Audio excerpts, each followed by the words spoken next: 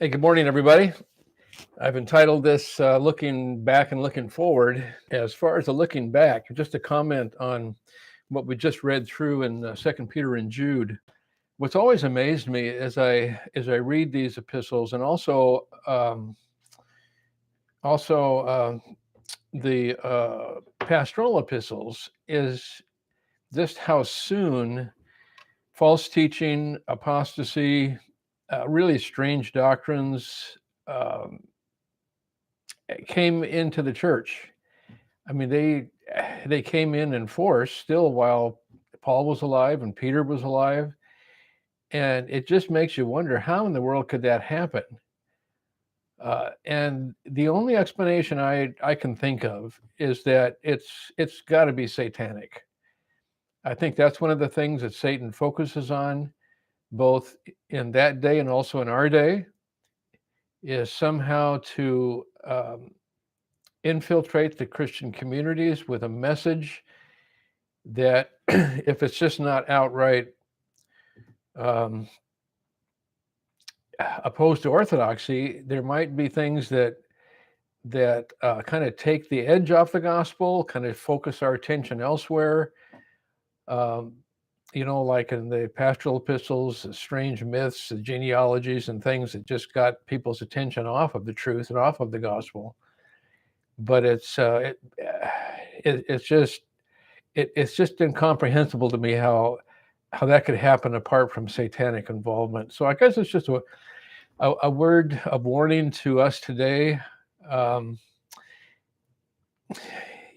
I never was one to blame Satan for my own sins. I figure the sinful nature within me is capable of committing all these sins. I don't want to blame anything on Satan that I know is I'm responsible for my own sinful nature. But I don't. At the same time, I don't want to be guilty of denying that Satan is really at work in our world today.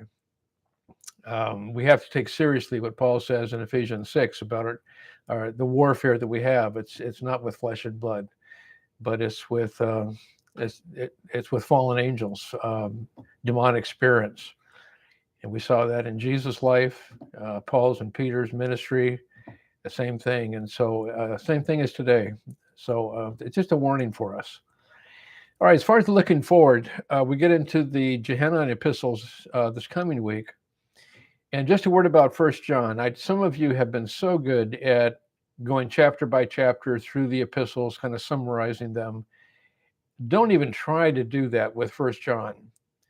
The reason is because it has no structure other than just repeating themes and cycles that just go over and over again. So yeah, don't even try to go chapter by chapter. The best thing to do approach would be just to identify the main themes of First John. You've got a little easier case with Second John and Third John, but yeah. So just the main themes for First John, and then do some of your usual applying to our lives today as far as the relevance of it. Okay, so this last week I did put zeros in on reading assignments. So that doesn't mean that you still can't get reading assignments in and get them for credit, but you'll need to look at the guidelines again for late submissions in the syllabus. After a certain point of time, some of the older reading assignments won't have any value. So many of them still will. So there's a chance to bring up your grade if you want to get some late assignments in. All right, that's it. So hang in there. We've got a couple more weeks to go here, and I'm looking forward to it. All right, talk to you later. Bye.